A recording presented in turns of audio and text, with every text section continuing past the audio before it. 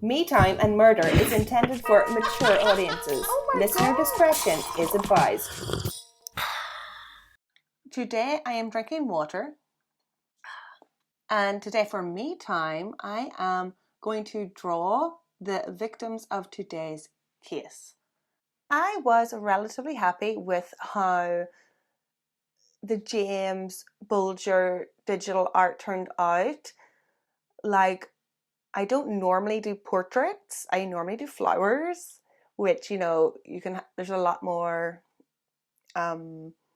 artistic license with it. Like, you can go a bit crazy, add more colors. So I tried to just use the original pictures color properties and use a pencil to turn it into paint. I don't know, it was okay. It was almost too realistic. I wanted it a little bit more illustrative. But yes, so I'm going to try again. And I figured out how to have the drawing up for longer instead of just little clips. I can have it for longer. So it will be here, but not until we get to the case. Okay? And today's episode was requested by Lou Marie. Thank you, Lou Marie. Lou Marie was one of our first listeners, and I remember looking at our demographics and we had one person downloading from Beijing, and I was like, oh, interesting. So I stalked her on Instagram, and I was able to find she was also teaching English in Beijing while I was in Hong Kong. So I've always remembered Lou Marie, and today is her episode. Also, I accidentally skipped Lou Marie. I asked her what episode she wanted, and I was like, totally. Wrote it down, totally forgot. But I remembered, so let's go. Today, we are in the little village of Whitegate. This is Ireland, County Clare, by the way. Whitegate is tragically small, with only 2 local pubs, the Half Barrel and the Nightingale. According to the 2016 population on Wikipedia, Whitegate has a staggering population of 168 people. So tiny. Now, I'm not just going to shit all over Whitegate. The scenery around it is beautiful. See? Ah, lovely. I think I will keep this as the background for a while instead of the town. Yeah. The area around Whitegate, like this lovely water area, is popular for hiking, long walks, fishing and boating. Obviously, there's a lot of water, and other water activities. Water skiing? I don't know. What else can you do in the water? But in 1994, all Irish eyes were on Whitegate for very different reasons. For much more tragic reasons. Brendan O'Donnell was one of the few Whitegate residents born and bred, but his little village life was not idyllic. Brendan suffered from severe psychiatric problems from a very young age. When he was 4 years old, he was put on Valium. The Valium only worsened his psychiatric problems. The Valium would give him bad nightmares, and he would see things in the room that weren't there. He would wet the bed, and he was convinced there was worms in his food. Brendan was very close to his mother, and close is putting it very mildly. He was dependent, attached to his mother. But unfortunately, she was not really well either. She suffered from severe depression, sometimes being hospitalized. Every time Mrs. O'Donnell was admitted for treatment, Brendan felt totally abandoned. Of course, this only worsened his mental state. Not only that, not only was his home life bad, but one time little Brendan And he's like a child at this point, witnessed his mother trying to take her own life. And that is not going to be good for a child's development. His home life was not good, to say the least. It was not suitable for children, and it doesn't end there.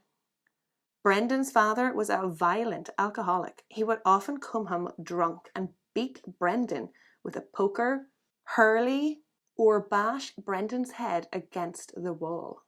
Thankfully for Brendan, he was often saved by his older sister Anne-Marie. Anne-Marie would have to intervene and rescue Brendan from their father's beatings. She would have to intervene and rescue Brendan from their father, as the beatings were so awful. Okay, and he's still like under 10 at this point, getting his head bashed against the wall by his father. In 1984, when Brendan was only 10 years old, Brendan's mother passed away after a bad fall, and Brendan took this loss very badly. Brendan went into a deep depression and denial. When the family had the wake, they had an open coffin, and apparently Brendan stood beside it and kept saying, "That is not my mom." And it got worse. When they were burying her, Brendan was convinced that they were burying his mother alive. Oh, like, this is awful. Like, this poor 10-year-old is not well in the head, getting beat up by his alcoholic father, and now his mother is dead, and he's convinced they're killing her by burying her alive. Like, oh. Adding fuel to the fire, after the funeral, Brendan would go out at night and sleep on his mother's grave. Like, that's just going to make you worse. He's only like 10. After the death of their mother, Anne-Marie moved back home to look after her younger brothers. She had been living with her grandmother in Ayers Court, which is like a 40-minute drive away. She had been living there with her grandmother since she was 6 years old, and now she was 14. And I suppose head of the house, like, she's 14, it's her job to look after the kids, as you do, like, I guess, different times. After his mother died, Brendan became kind of a tearaway, stealing and breaking into people's houses. The people of the village were afraid and cautious of him and kept their distance. His first chargeable offence was a big one. His violence and criminality was clearly escalating. He broke into a house, stole a gun, then he went to his sister's friend's house, where he held his sister and her friends captive for hours. Thankfully, nobody was hurt, but Brendan was sent to a Young Offenders Institute, Trinity House in Dublin. At this point, he is now 15. And you think, great, he is finally going to get some help. He's going to get the best doctors, the best medicine, care. No, get that out of your stupid head. Trinity House only made Brendan's life worse. According to Brendan, he was raped by one of the wardens. But Brendan was too ashamed and worried to tell his family at the time. Understandably, Brendan ran away from Trinity House multiple times. He couldn't stand being there, but instead of trying to resolve the situation and get to the bottom of Brendan's problems, when Brendan would run away, his father would just bring him back. Mr. O'Donnell wanted nothing to do with his son. The last time Brendan ran away from Trinity House, he ended up sleeping rough in Craig Wood, which is a little forest area outside of Whitegate village. He had no food, he had no shelter, he had no warmth. He's still in his late teens at this point, and I bet he was doing okay. But on one particular night, it was cold, wet, rainy, Ireland. It was Ireland. And so Brendan couldn't take it. So he turned up on the door of his second cousin, Tony, who was like much older than him, like a father and stuff. They weren't close at all, but Tony felt so bad for the young boy. He's not even in his 20s yet, and this poor boy has already lived like a whole life. He's been in and out of detention centres and mental hospitals and violence and loss and surrogate mothers. It's sleeping rough, running away, running across the country to get home. Like, he felt bad. Tony felt bad for him. He thought, maybe I can help. So Tony took him in on this bad night and gave him some clean clothes and food. Brendan told Tony that he was on the run from Trinity College. Trinity College. He was on the run from Trinity House, and there was no way he was going back there. He said he would rather sleep rough. And I mean, like, how bad must this place have been if he would rather sleep in the wet forest than in a bed in this place? Finally, Brendan had somebody to open up to about the sexual abuse. He told Tony he was sexually abused and he just didn't feel right in the head. So Tony took the young boy under his wing and tried to help, hiding Brendan from the guards so he wouldn't be escorted back to Trinity House. Tony got some money together. He was willing to pay the psychiatric hospital to take Brendan in, but it was Brendan's father who wouldn't sign the papers to have Brendan admitted. Like, he didn't even have to pay anything. All he had to do was this. So hard, right?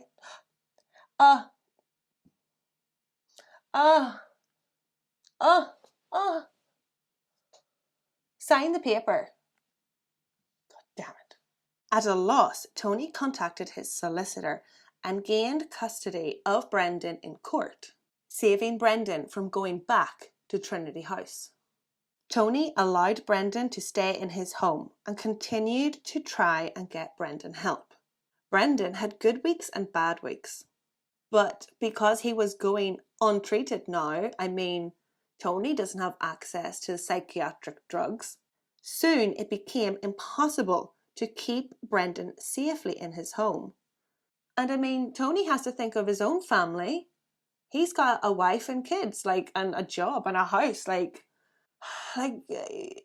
you can't always be completely selfless. You can't. Other people can suffer for your selflessness.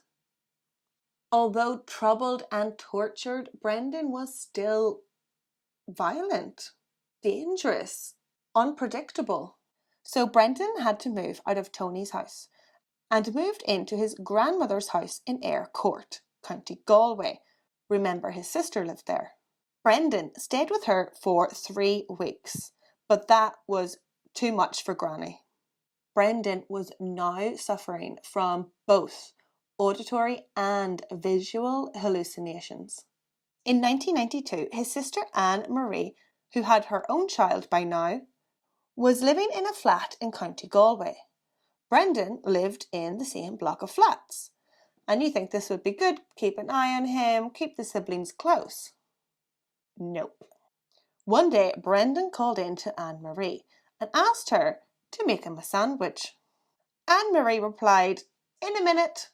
Brendan was furious. Furious. He got extremely agitated that she told him to wait a minute. He grabbed the kitchen knife and lunged at her, trying to stab her in the chest. But thankfully, Anne Marie was able to fight him off and he stabbed her in the knee instead. Like, that's just crazy. Oh my God. It is scary.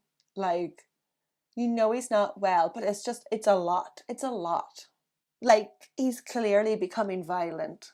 After this very scary incident, the guards came back to pick Brendan up. He told them it was Anne Marie who was the raving lunatic. His words, not mine. He said she was trying to poison him. Thankfully, they didn't believe Brendan, and he was put in a psychiatric hospital and kept there for 2 weeks. 2 weeks is not long enough, in my opinion. You tried to stab your sister in the chest because she wouldn't make you a sandwich quick enough. And I know he's not well, but he needs medication. And how do you think he was when he came out of hospital? 100%. He was in a worse state than when he first went in. In the spring of 1993, Brendan tried for a fresh start and went to England, but it wasn't long until he got into trouble again. I'm not sure what this trouble was. He was arrested. It was probably burglary or acting erratic, disturbing the peace, something like that, because he was given bail and he got out. So in 1994, he skipped bail and returned home to Whitegate. Brendan is now 20, and he had spent 80% of his teenage years in detention centres, prisons and psychiatric hospitals. And if Brendan wasn't locked up, he was most likely living rough. When he returned to Whitegate, he was back living rough in Craig Woods. Brendan soon became known as the Fox. I don't know where he got this name from, but it's probably because Brendan is quite slight and he's got like a red, like scraggly beard. And he lives in the woods, man. Like he lives in the woods. They called him the Fox. Oh dear. Oh my. On Friday, the 29th of April, 1994, Brendan broke into a local house, stealing the owner's shotgun. He had a grand plan. He was going to rob the post office. Dun dun dun! Like what? What a ridiculous place to rob. Am I right? Or do people rob the post office? I think it used to be a thing. Like logically in my head, it's like, oh, if I am going to commit armed robbery with a gun, I should definitely rob the post office. They sell so many infinite number of stamps. If I pull this off, I'll be eating well for days. In order to complete this plan, Brendan figures that he needs a getaway driver. This is when Brendan makes his way to Imelda Riney's house. Imelda Riney was born and raised in a middle-class area of Dublin. As an artist, she mainly worked with glass and mosaic. Previously, Imelda had been living with her husband Val Ballance in the UK with her 2 boys. But after the breakdown of their marriage in 1992, Imelda moved back to Ireland with their 2 sons, Oisín and Liam. Imelda bought an old cottage on the outskirts of Whitegate village. Imelda did a bit of painting and taught pottery at some of the local schools. She was known around Whitegate and surrounding areas. She was part of the alternative folk. The alternative folk were some Irish, but others were from England, Germany and Holland. Artists, hippies, poets, blow-ins, outsiders. Despite the breakdown of the marriage, Imelda and Val remained on good terms, and he would visit her and the children often, once a month, staying in Ireland for a good number of days. On the 24th of April 1994, Val was in Ireland visiting Imelda and the boys. He was also working on a little project at the local primary school while he was over. On Friday the 29th, Val dropped their oldest son, 7-year-old Oisín, to a neighbour's house and went off to work on his project at the school, leaving 29-year-old Imelda and 3-year-old Liam alone at the house. The plan was that the family were to meet him later at the school later that day, but Imelda never showed. At some point after Val left Imelda's cottage on Friday the 29th, Brendan arrived at Imelda's cottage. He told her his plan, that he was going to rob the post office in Whitegate village, and she was to be his getaway driver. Liam in the house did not put Brendan off, and before he kidnapped Imelda and Liam, Brendan raped Imelda. After this, Brendan forced Imelda and Liam into her car, an old red Ford Fiesta, making her drive towards Whitegate. Imelda signalled frantically out the car window, trying to alert people that she was in trouble. She was seen by the locals, but they didn't really twig that anything was wrong, and so didn't report this strange behaviour and essentially Imelda's kidnapping. They didn't report it to the police because they didn't really know what they seen. But Brendan realised. He could tell that Imelda was signalling for help. Immediately he changed his mind. His plan was ruined, and he told Imelda to drive to Craigwood instead. Imelda did as she was told. Imelda parked the car outside the woods, and then Brendan walked Imelda and Liam into the forest. Imelda knew what was coming, so she turned and fought against Brendan, struggled for the shotgun. It went off, shooting her in the eye. Imelda fell down dead. With Imelda now dead, Brendan turned the shotgun on the petrified and crying 3-year-old. Then he shot little Liam. When he was finished, Brendan buried mother and son next to each other in a shallow grave. He then walked back to Imelda's car, removed the license plate, and then set the car on fire. It's awful. Like just a normal morning just turned tragic. Brendan then bummed around the woods for the next few days, and then on Sunday his uncle drove him to Ayr Court, where he had tea with his granny, but again he was not welcome to stay at his granny's. So at 9 p.m. he left and slept in an abandoned property. Meanwhile, back at Imelda's cottage, Val had returned wondering why she hadn't shown up. When he got there, Imelda's car was obviously gone, and when Val entered the house, he found the gas cooker was still lit, the piping hot kettle was boiled dry on the hob, and Imelda's tobacco pouch was still on the countertop. But there was no sign of Imelda or his son. Remember, this is before mobiles, so sometimes people just didn't know where each other were. It's not like today, you know? Val thought perhaps Imelda had gone to visit one of her 6 sisters, so Val just waited until the next day. When Imelda and Liam still hadn't shown up, Val reported them missing to the Gardaí on Saturday, the 30th of April. But the guards didn't show any concern and said she probably just went off for a few days. This is such a ridiculous answer or explanation. Why would she just disappear for a few days? They had plans. He flew from England to Ireland to visit his boys, and it was all agreed. Why would she just leave with one of the boys? And it's been a day. Why hasn't she left a message? She's had time to leave a message or phone or get somebody to contact Val. She knows that he's working in the school. If it was an emergency, she could have contacted him by now. If she was going somewhere for a few days, impromptu, why would she leave the gas on? And why would she leave her tobacco? Later that same day, a burnt out red car with no license plate was found outside Craigwoods.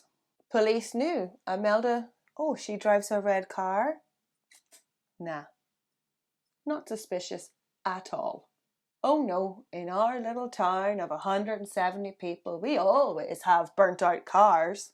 It wasn't until Tuesday, the 3rd of May, 2 days after being reported missing, and 3 days of being missing, that the media, not the Gardaí, not them, the media, spread the word about the missing mother and child.